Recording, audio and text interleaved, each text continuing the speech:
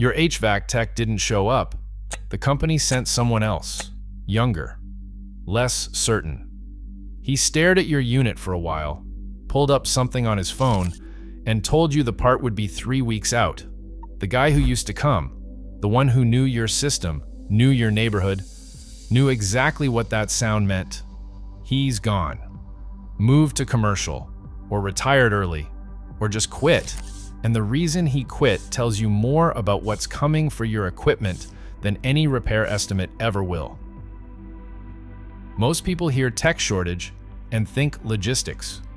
Staffing problems, post-pandemic labor disruption. That's the easy version. The real version is that residential HVAC stopped being worth working in for anyone who actually knew what they were doing. The trade got more complicated, the pay didn't follow. The equipment got more proprietary. The training got tied to manufacturer certifications that cost money and expired. And the people who stayed are increasingly learning on your system, on your dollar, after your warranty already ran out. Here's what that means for you. The experienced tech carried institutional memory. He knew which installs from which builders in which years were done fast and loose. He knew which units were builder spec, bottom tier, before that phrase meant anything to you. He knew which ones were undercharged at install and had been quietly dying for 6 years before anyone noticed. When he left, that knowledge left with him. What replaced it is a rotating crew with a service app and a 3-week parts queue. And here is the part that should bother you. The unit sitting in your attic or your closet or behind your house, it was probably chosen before you ever saw the house. Not chosen for you, chosen for the builder's volume discount and the permit minimum. Builder grade does not mean decent. It means the lowest unit that clears the inspection threshold, hits the minimum efficiency number required by code, and costs the builder the least amount of money at the time they needed to close your purchase. The difference between the builder spec unit and the next tier up, the one with thicker coil walls, a heavier gauge cabinet, a compressor built with a little more tolerance, is often somewhere between $300 and $600 at the install stage.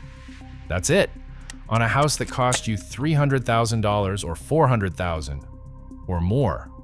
They saved $300 to $600.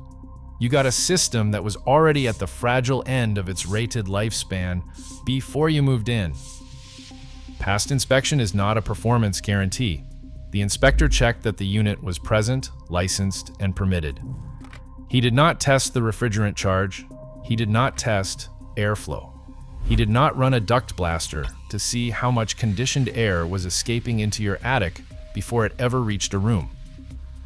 Those things are not part of a standard residential HVAC inspection, and the people installing your system knew that. Here's how the failure actually works, because this is the part nobody explains until after the compressor dies. A system that leaves the install slightly undercharged, not dramatically, just slightly, runs longer cycles than it should. It works harder to reach set point. The compressor, which is the most expensive single component in the system, accumulates stress it was not rated to absorb at that rate. You don't feel it. Your bills go up a little, maybe $30 a month. You normalize it, 3 years pass, 4 years. The system still works. And then one summer, it doesn't. Techs, who've been in the trade long enough, will tell you the same thing. They open a system that's failed at year 8 or 9. And the story is almost always the same. Undercharged at install, never properly commissioned. Owner had no baseline to compare against, so the gradual decline looked like normal variation. By the time the failure event happened, the compressor had been running under stress for years. The repair estimate lands between $1,800 and $4,500. The warranty is void. That last part deserves its own moment. The warranty is not there to protect you.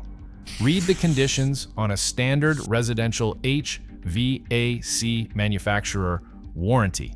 It requires registered installation by a certified dealer. It requires annual professional maintenance with documented receipts. It requires OEM-approved parts for any service work. Any gap, any missed service call, any unregistered install, any previous owner who didn't keep records, and the coverage disappears. The conditions are not designed to be easy to maintain over a decade. They're designed to give the manufacturer an exit when the part fails. This is where the math gets insulting. The compressor that failed, the one costing you $4,500 to replace, contains components that cost the manufacturer a fraction of that. The labor shortage means the wait time for a qualified technician is weeks. The proprietary parts mean you can't shop around easily. Every layer of the repair experience was shaped by decisions made long before you owned this system. And none of those decisions were made with your long-term cost in mind. Your system was sized for the house on paper, not the house you live in. The permitted square footage and the actual conditioned square footage are not always the same number. Additions, finished basements, converted spaces, they add load. The original system was spec'd before those variables existed or was spec'd to ignore them. Undersized systems run constantly. Constantly running systems wear faster. The failure that feels sudden was actually years of accumulated overwork, made invisible by the fact that the house never got quite cool enough and you thought that was just how summer felt. Independent technicians and energy auditors describe this pattern across brands, build years, and price points. It is not one bad builder or one bad run of units. The incentive structure is consistent. The volume builder buys equipment in bulk. The HVAC sub installs fast because they're paid per job, not per hour of care. The manufacturer sells replacement parts at full margin. The service company sells maintenance contracts to the homeowner who's now nervous. Every party in the chain made money. The long-term cost landed on you after the handoff was complete. Here is what you can actually do with this information. Before a new install is complete, ask for the commissioning report, not the permit card, the actual refrigerant charge readings and airflow measurements. If the installer can't produce those numbers, that is information. Ask for the model number and look it up. Find where it sits in the manufacturer's product line. Is it the entry tier or the mid-tier? The answer will tell you what the builder actually spent. Before you sign anything, read the warranty registration requirements. Find out if the unit needs to be registered within 30 days. Find out what documentation you need to keep for the next 10 years to preserve coverage. Ask directly whether the install crew is using OEM-specified refrigerant and whether the charge was set to manufacturer spec. Ask for that in writing. Most people never ask. The question forces clarity.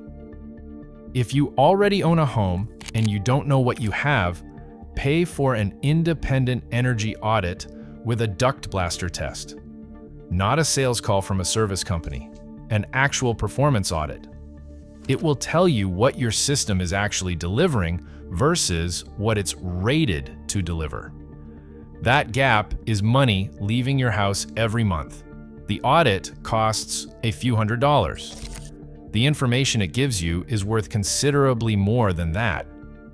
This is not a story about one bad unit or one rushed install crew or one builder who cut corners in a boom year. This is what the residential HVAC market looks like when it is optimized for the handoff, rather than for the lifespan. The experienced tech who quit understood exactly where the margin was coming from. It was coming from the gap between what the system was rated to do and what it was actually delivering, stretched across 10 years of your energy bills, your repair calls, and your replacement costs. The people who start comparing notes tend to find that their build years cluster. Their failure timelines cluster. Their warranty void reasons are almost identical. Once enough of them are in the same room or the same comment section, the pattern stops looking like bad luck and starts looking like a business model That's the part they were counting on you not to notice. Once you understand how this works, the pattern becomes obvious.